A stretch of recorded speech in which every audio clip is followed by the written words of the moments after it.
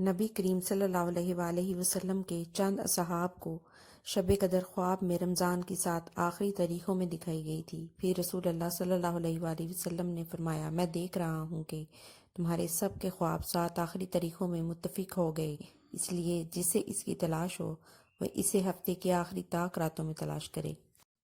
ہم نبی کریم صلی اللہ علیہ وآلہ وسلم کے ساتھ رمضان کے دوسرے عشرہ میں اعتکاف میں بیٹھے۔ پھر 20 تاریخ کی صبح کو حضرت صلی اللہ علیہ وآلہ وسلم اعتکاف سے نکلے اور ہمیں خطبہ دیا۔ آپ نے فرمایا کہ مجھے لیلۃ القدر دکھائی گئی لیکن بھلا دی گئی، یا آپ نے یہ فرمایا کہ میں خود بھول گیا، اس لیے تم سے آخری عشرہ کی طاق راتوں میں تلاش کرو۔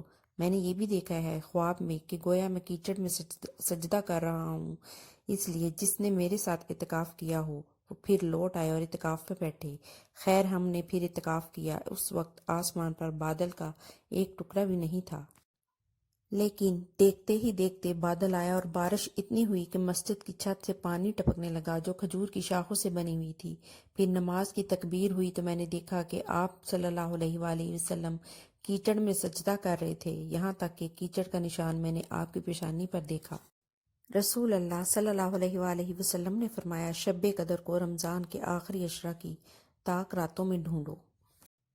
نبی کریم صلی اللہ علیہ وآلہ وسلم رمضان کے اس عشرہ میں اعتکاف کیا کرتے جو مہینے کے بیچ میں پڑتا ہے۔ 20 راتوں کے گزر جانے کے بعد جب 21ویں تاریخ کی رات آتی تو شام کو آپ گھر واپس آ جاتے۔ جو لوگ آپ کے ساتھ اعتکاف میں ہوتے وہ بھی اپنے گھروں میں واپس آ جاتے۔ ایک رمضان میں جب آپ اعتکاف کیے ہوئے تھے تو اس رات میں بھی مسجد میں مقیم رہے جس میں آپ کی عادت گھر آ جانے کی تھی۔ پھر آپ نے لوگوں کو خطبہ دیا اور جو کچھ اللہ پاک نے چاہا آپ نے لوگوں کو اس کا حکم دیا۔ پھر فرمایا کہ میں اس دوسرے عشرے میں اعتکاف کیا کرتا تھا، لیکن اب مجھ پر یہ ظاہر ہوا ہے کہ اب اس آخری عشرے میں مجھے اعتکاف کرنا چاہیے، اس لیے جس نے میرے ساتھ اعتکاف کیا ہے وہ اپنے معتکف میں ہی ٹھہرا رہے۔ اور مجھے یہ رات شب قدر دکھائی گئی لیکن پھر بھلوا دی گئی، اس لیے تم لوگ اسے آخری عشرہ کی طاق راتوں میں تلاش کرو۔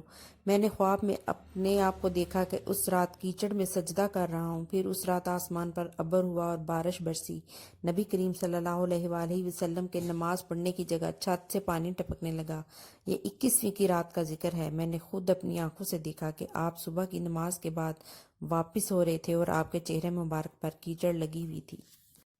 نبی کریم صلی اللہ علیہ وآلہ وسلم رمضان کے آخری عشرہ میں اعتکاف کرتے اور فرماتے کہ رمضان کے آخری عشرہ میں شب قدر کو تلاش کرو۔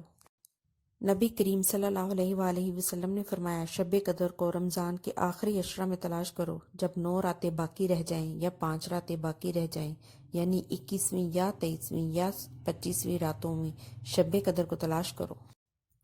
رسول اللہ صلی اللہ علیہ وآلہ وسلم ہمیں شب قدر کی خبر دینے کے لیے تشریف لا رہے تھے کہ 2 مسلمان آپس میں جھگڑا کرنے لگے۔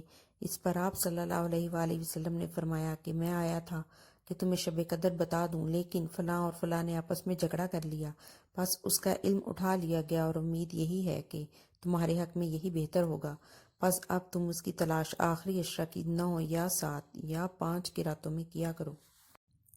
جب رمضان کا آخری عشرہ آتا تو نبی کریم صلی اللہ علیہ وآلہ وسلم اپنی تہمد مضبوط باندھتے، یعنی اپنی کمر پوری طرح کس لیتے، اور ان راتوں میں آپ خود بھی جاگتے اور اپنے گھر والوں کو بھی جگایا کرتے تھے۔